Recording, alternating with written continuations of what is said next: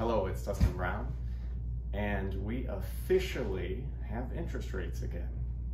So we wanted to talk about bonds, fixed income. So it's been a long time since we had decent fixed income rates. And I define decent as rates that are likely to keep ahead of inflation over the long term. It's been a while since we've had interest that's more interesting than inflation. And so remember, whenever we talk fixed income, there's 4 risks to fixed income. Default, reinvestment, meaning if your bond gets called away early, you have to go get a new bond. Default, pretty obvious. They go out of business, you get in line as a debt holder, and you get whatever you get when they liquidate the company.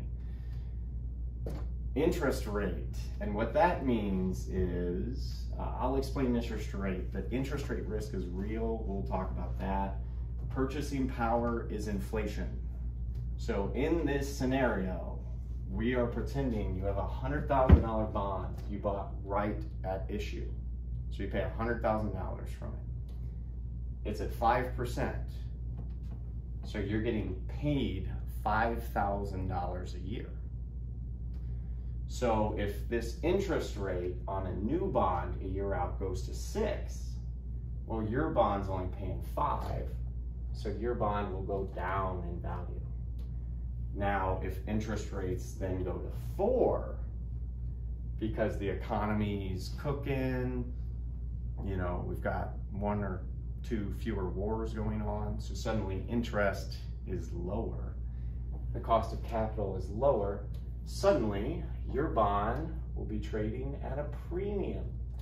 And I put this in purple, not green, because you only get that premium if you sell your bond at that point. Because you've got reinvestment risk. They could call it. Most bonds have a call provision. We just had a ton of bonds get called. Ironically, they should have got called 2 years ago. They should have been called, but they just got called. So strange things happen in the capital markets. But we know you're not going to be a premium past your call date. Because why would someone give you extra money for a bond they could lose at any moment? So past call date, there is a little more downside risk. Because if interest rates climb, your bond goes down. But we know at maturity, you're getting exactly what they said in the contract.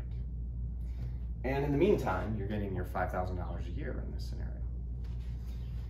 So purchasing power, the P. Well, let's say this is a 30-year bond. Actually, to make math simple, let's say it's a 20-year bond. So that $5,000, if inflation is normal, will only buy you about half as much as it could have when you first bought this bond. Assuming reinvestment risk didn't kick in, that's your call risk. Purchasing power risk is here. The $5,000 is not worth $5,000 in assets anymore. And your $100,000 is not worth what it was initially, which is why we recommend reinvesting some of that cash flow to keep ahead of inflation. So all of these risks that we have in bonds, default, reinvestment, interest rates, and purchasing power, we have strategies to compensate for. And we can balance the different types of risks in a proper bond portfolio. So when people talk about inverted yield curves, or people talk about anything with bonds, interest rates are going to go up, they're going to go down. Most of my career, and I've been doing this almost 20 years, the powers that be and the floating heads on television always said that interest rates were going to go up. And they went down for most of my career. We are just now seeing them start to go up. And we finally have some interest rates that I find interesting again. So I wanted to make this video to get everyone prepared, just in case I call you with a bond that I think you should own. Thank you. Have a nice day.